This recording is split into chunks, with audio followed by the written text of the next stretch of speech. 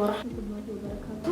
እንዴት ናችሁ? እንኳን ወደ ሀዲ ፕሮጀክት ቻናል የፕሮጀክት ኮንተንት ክሬተር ሀዲ ፕሮጀክት ቻናል በሰላም መጣችሁ። በዛሬ ቪዲዮአችን ያው ብዙ ጊዜ ለአድቨርታይዝመንት የሰራናቸውን ነገራቶች ቲክቶክ ላይ እንዲሁም ኢንስታግራም ላይ ሼር ስናደርጋችሁ ቆይተናል። ይህን 6 ወር ማለት ነው። ስለዚህ ያው ብዙዎቻችሁ ኢንቦክስ ላይም ኮሜንት ላይም ሀውቶ ቪዲዮ ቢሰራልን እያላችሁ ነበር። ስለዚህ በዚህ ቻናል የተለያዩ የፕሮጀክት ኮንተንቶችን የምንሰራ ይሆናል ማለት ነው። ግን ከዛ በፊት ያው ለትንሽ ጊዜ በዚህ ባክግራውንድ የሚቀጥል ይሆናል። በዚህ ቪዲዮ ቀለል አድርገን እንደ ቀልድ የተጀመረ የዳንቴክ ስራ እንዴት ወደ ቢዝነስ ገባ የሚለውን እንዲሁም ደግሞ የፕሮጀክት ስራ አዋጭ ነው ወይስ አይደለም፣ ፕሮጀክት ለመስራት የሚያስፈልጉ ነገራቶች ምን ናቸው የሚለውን ነገር አጠር አድርገን በዚህ ቪዲዮ የምናይ ይሆናል። እንዲሁም ደግሞ ኦልሞስት ወደ 5 ዓመት እየሆነ ነው ይሄ ኤክስፒሪየንስ የፕሮጀክት ማለት ነው እና ከዚህ ከ5 ዓመት ውስጥ ምን ነገራቶችን ተምሬያለሁ የሚለውንም በዛው እነግራችኋለሁ። ስለዚህ ይህ ቪዲዮ ይጠቅማችኋል። በተለይ ፕሮጀክት ለመጀመሪያ ያሰባችሁ ቤተሰቦች ካላችሁ እኔ ባደርጋቸው ብዬ የማስባቸው ነገራቶች በዚህ ቪዲዮ ሼር ማድረጋቸው ይሆናል። ስለዚህ ቪዲዮውን እስከ መጨረሻው እዩት። ቻናሉን አዲስ እንደመሆኑ ሰብስክራይብ ያላደረጋችሁ ቤተሰቦች ቻናሌን ሰብስክራይብ አድርጉት። ቀጥታ ወደ ቪዲዮ እንገባለን። ስለዚህ ከዋናው እንደ ቀልድ የተጀመረ የዳንቴል ስራ እንዴት ወደ ቢዝነስ ገባ ወደሚለው ከሱ ሀሳብ እንነሳለን። ያው በፕሮጀክት ስራ የቆየሁት ማለትም ከኖርማል ከሀሳብ ወጥቶ ወደ ቢዝነስ የገባው 6 ወር በዛ ቢባል 7 ወር ነው። ግን ከዛ በፊት ጀስት ፎር ፈን ነበር የተለያዩ ለቤት የምንሰራቸው የስራዎች እንዲሁም ደግሞ የተለያዩ ለራሴ ብላችሁ እንደምትሰሩት አይነት ስራ ነበር ሲሰራ የነበረው እንጂ እንደዚህ ለቢዝነስ ይሆናል ወይም ደግሞ የተለያዩ እንደዚህ ማቴሪያሎችን ሰርቼ እሸጣለሁ ምናምን የሚባል ነገር እሱ ሀሳብ አልነበረም። ግን ከዛ በፊት እንዴት ነው የነበረው? ቀጥታ ለቤት የተለያዩ የዳንቴል ስራዎችን የመውሰድ ስራ እንዲሁም ደግሞ በተለይ 11 ያክል እንደሚሰራው እንዴት ነው የተለመደው ከተባለ ያው ህፃን እያለን እንደዚህ ከጎረቤት ምናምን እንደምንለምደው አይነት ስታፍ እንደዛ ነው የነበረው። ግን ከዛ በኋላ 12ኛ ክፍል ላይ ትንሽዬ ቦርሳ ሰራን ማለት ነው። አይዲያው ከምን መጣ? ቦርሳ ሰራን። ሰርተን ያው ዝም ብለን በዛን ሰዓት የሆነ ግሩፕ ነበር የፕሮጀክት ግሩፕ ማለት ነው። ግን ይህ ዝም ብሎ ግሩፕ ነበር እና እዛ ላይ ለቅቄው ነበረ። ያው ምንም የተለየ ነገር አልነበረው ምናምን እኔም ያው ትኩረት አልሰጠሁትም ነገር ነበር። ግን ከዛ በኋላ ምንድን ነው የሆነው? ይህን ቦርሳ እዚች ጋር ፎቶዋን እንዳስቀመጥኩላችሁ ማለት ነው። እቺ ቦርሳ ነበረች የነበረችው ቪዲዮ የነበረችው ቦርሳ እና ቤት ውስጥ ተጠቀምንባት ምናምን አለቀ። ሌላ ነገር የለውም። ግን ከዛ በኋላ ምንድን ነው የሆነው? 12ኛ ክፍል ከገባን በኋላ ምናምን ጓደኛ የፕሮጀክት ግሩፕ አላት እና እዛ ጋር አየሁት ምናምን ኦኬ ጀስት ይሄ ነገር ወደ ቢዝነስ ይሄዳል የሚለው ሀሳብ መጣ። ግን ደግሞ ስቲል ዛት ታይም ምንም ነገር ሀሳብ የለኝም ለመጣው ማለት ነው። ከዛ ምንድን ነው የሆነው? ግቢ ከገባን በኋላ ኦልሞስት ላይ እያለን ታንክስ በዚህ አጋጣሚ እሷ ናት ለምንድን ነው እንደዚህ የምትተኙ ለምን እንደዚህ የተሳት ሞክሩ ምናምን አይነት ነገር ስትለኝ ኧረ እኔ እኮ እሰራለሁ ምናምን አይነት ነገር ብያለሁ እና ለምን አትሰሪም ምናምን ነገር ብላ እሷ ናት አይዲያ ሰጠችኝ። ከዛ በኋላ ያን አይዲያ ወደ ስራ ገባሁ ማለት ነው።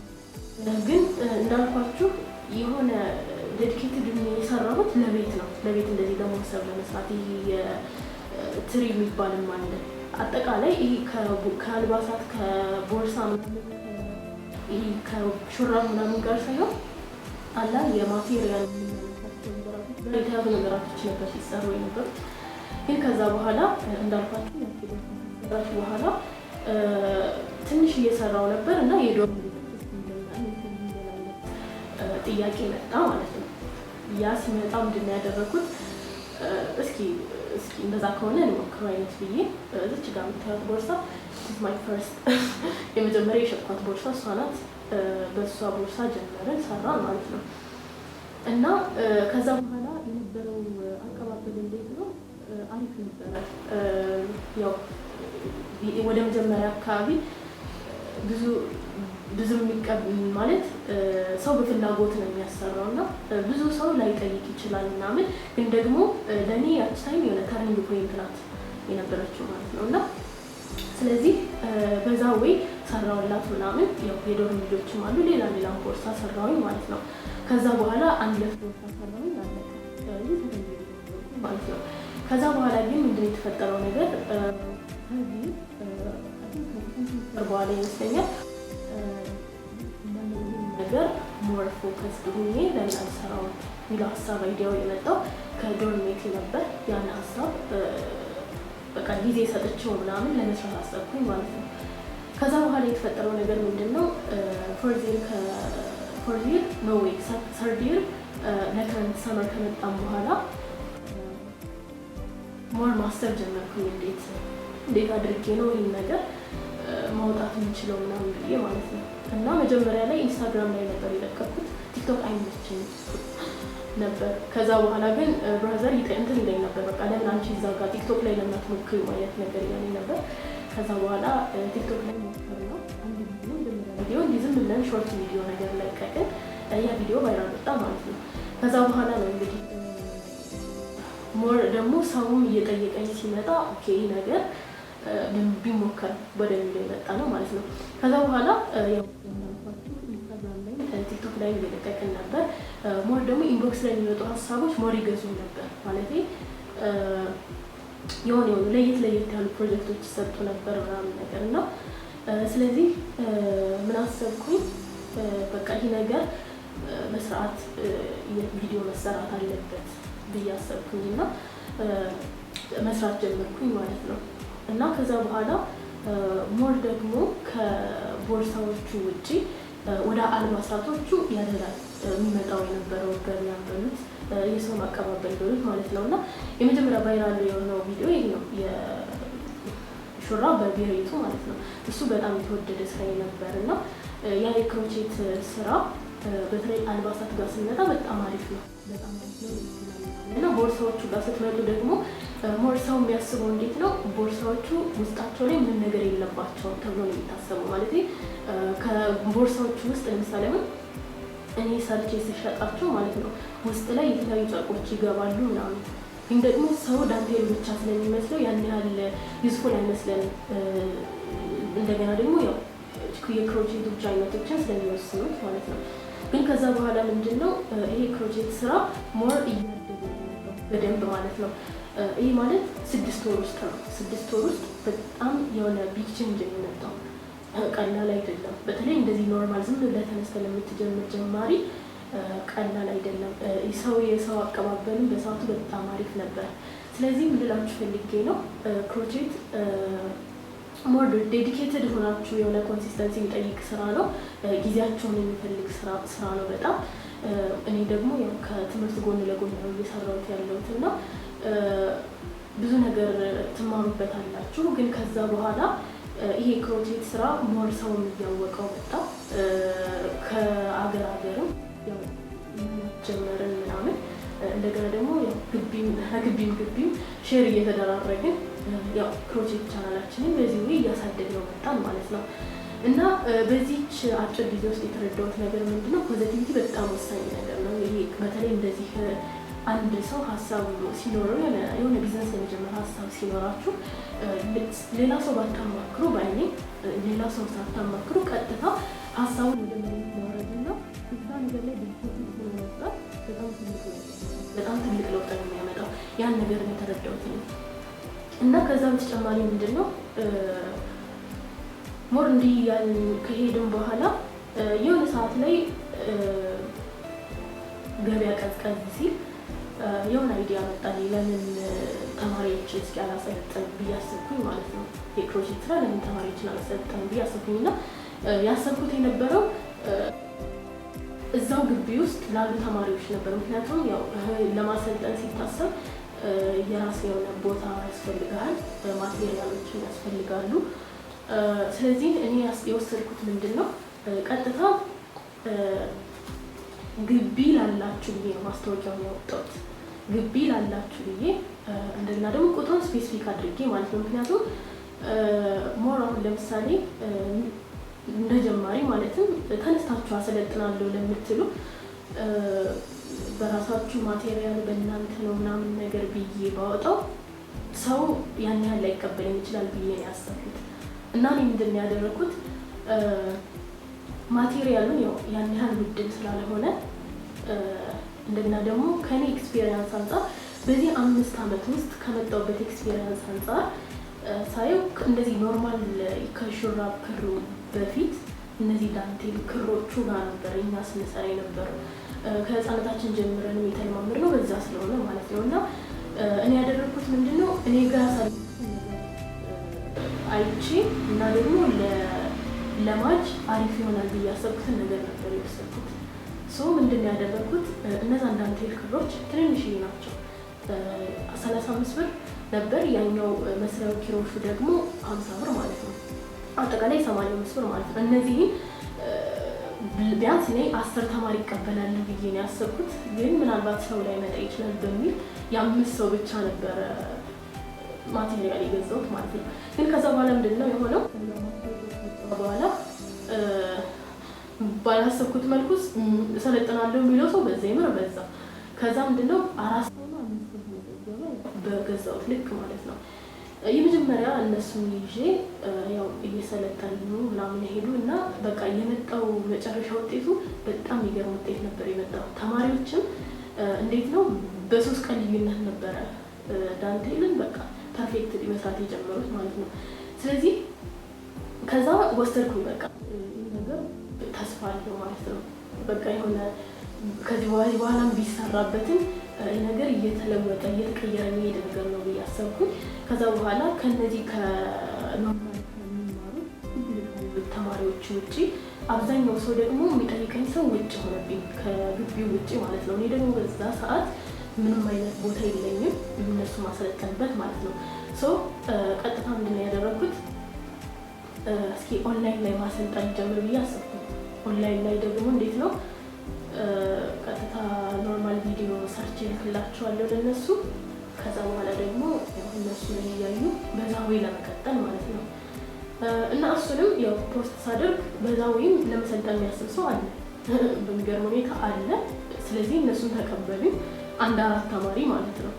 ግን ከዛ ያው እንዲህ እያለን ብዙ ተማሪዎች ጋር ሄድን እስከ 3ኛ 4ኛ ዙር ኖርማል በአካል ከሚሰለጥኑት ውጪ በዚህ ወይ እንደ ቀላል የጀመርኳት የዳንቴል ስራ እየሰፋ መጣ ማለት ነው። እና ያው አሁን ላይ ደግሞ ምንድነው ያደረኩት ብዙ ጊዜ ለወር ከምናምን ነው ይሄ ስልጠና የምንሰጠው ማለት ነው። እና ይሄ ስልጠና ደግሞ መስራት እየፈለገ አንድ ሰው መለማመድ እየፈለገ ፕሮጀክትን መስራት እየፈለገ ግን ጊዜ ስላጣ ብቻ አይለማመድም። ገባችኋ? ስለዚህ ምን አሰብኩኝ ኖርማል ቪዲዮዎችን በስርዓቱ ጥርት ባለው ቪዲዮ ተሰርተው ያ ሰው በሚመቸው ሰዓት እንዲሰራቸው እንዲለማመዳቸው እንደገና ደግሞ እኔ ጎን ለጎን ደግሞ ፎሎ አፕ እንዲኖር ማለት ነው ብዬ አስቤ አሁን ቅርብ ጊዜ ያወጣነው ማስታወቂያ እዚህ ጋር እንደምታዩት እሱን እየሰጠን እንገኛለን። በሚገርም ሁኔታ ሰው ተቀብሎታል። ስለዚህ በዚህ በፕሮጀክት ጆርኒ ውስጥ የተረዳሁት ነገር ፖዚቲቭ በጣም ወሳኝ ነገር ነው። ቅድም እንዳልኳችሁ ማንኛውም አይነት የቢዝነስ ሀሳብ ስትጀምሩ ሞር ጀምሩት።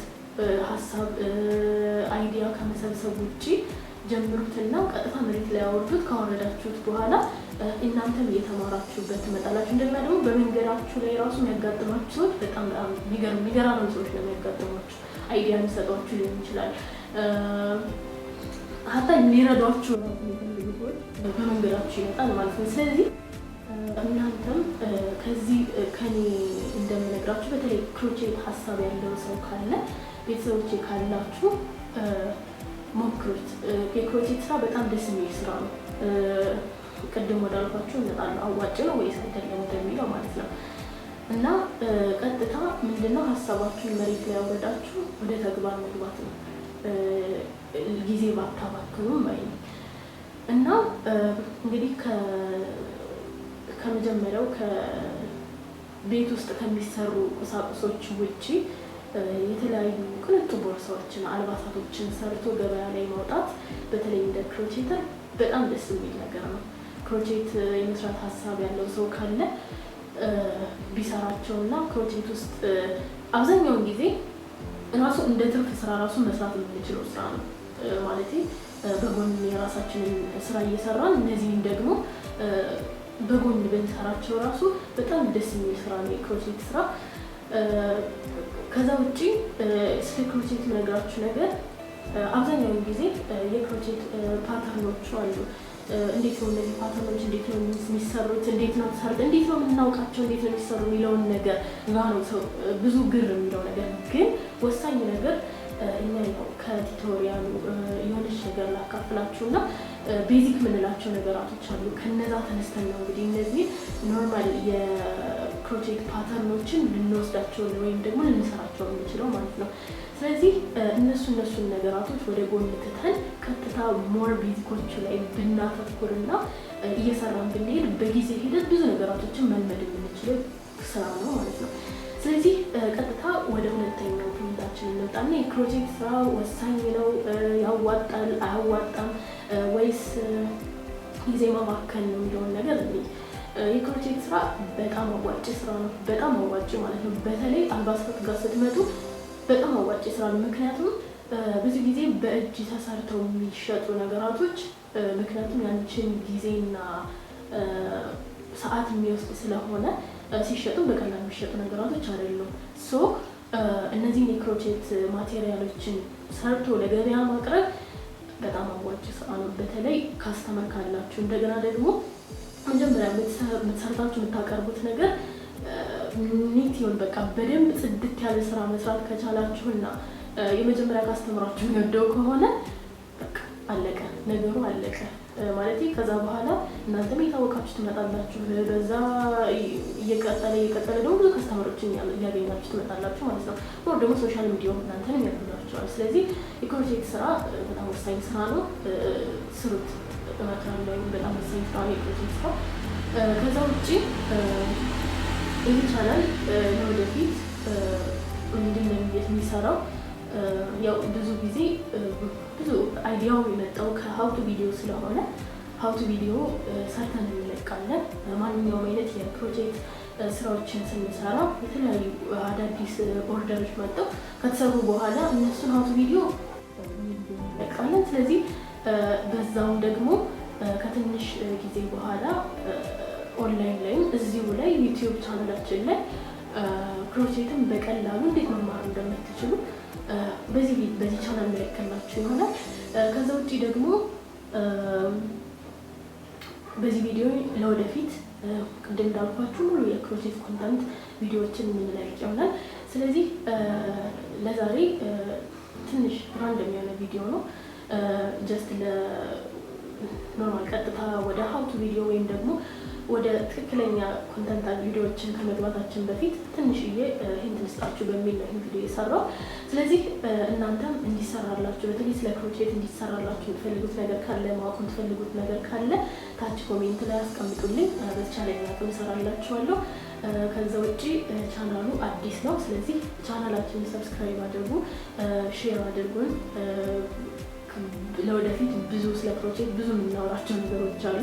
እኔም በዚህ 5 ዓመት ውስጥ እስካሁን ያለውን ነገር ሞር እየተማማርን ስንሄድ የምናይ ይሆናል። ስለዚህ ቻናሉን ሰብስክራይብ አድርጉት። ታች ደግሞ እንዲሰራላችሁ የምትፈልጉትን አይዲያ ሀሳብ ታች ኮሜንት ላይ ጻፉልኝ። እንደገና ደግሞ የቴሌግራም፣ የኢንስታግራም እና የቲክቶክ ሊንክ ታች ዲስክሪፕሽን ላይ አለላችሁ፣ እሱ ጋር ማየት ትችላላችሁ። ስለዚህ ለዛሬ ያዝኩላችሁ ቪዲዮ ይመስል ነበር። ስላያችሁ አመሰግናለሁ።